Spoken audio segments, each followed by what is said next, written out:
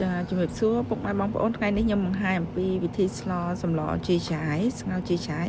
ជាដំបូងខ្ញុំធ្វើការដាក់ដាំទឹកចាខ្ញុំមានខ្ទឹមស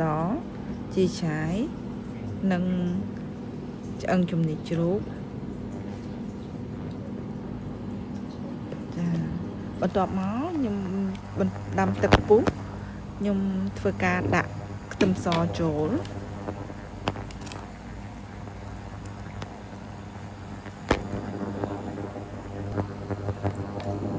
បន្ទាប់ពីដាក់ខ្ទឹមសចូលរួចរាល់ហើយខ្ញុំធ្វើការដាក់សាច់ជ្រូកចូល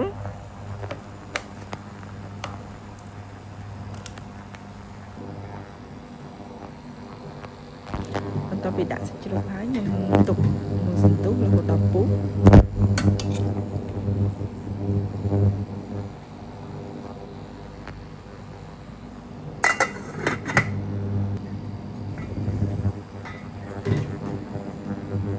បន្ទាប់ពីពុះហើយ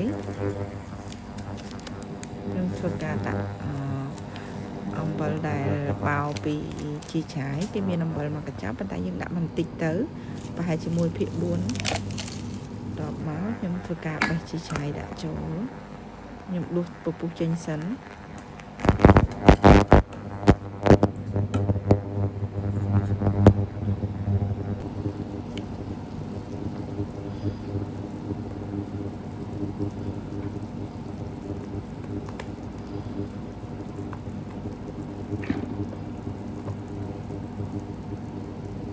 បន្ទាប់មកខ្ញុំធ្វើការដាក់ម្រេចចូល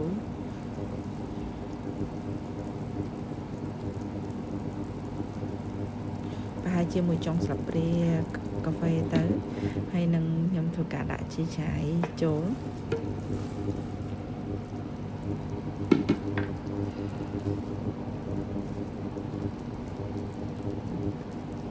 ធ្វើការកូរវា